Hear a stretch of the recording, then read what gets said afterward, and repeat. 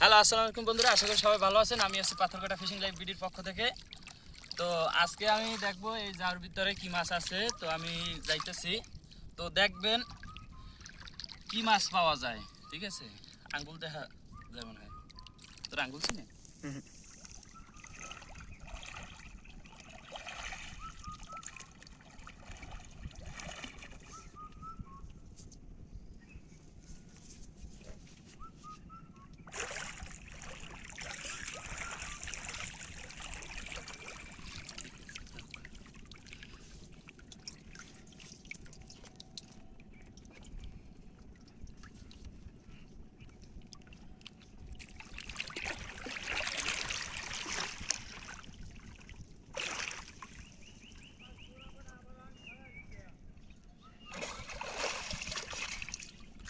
ও, পাওয়া গেছে মাছ মাছ।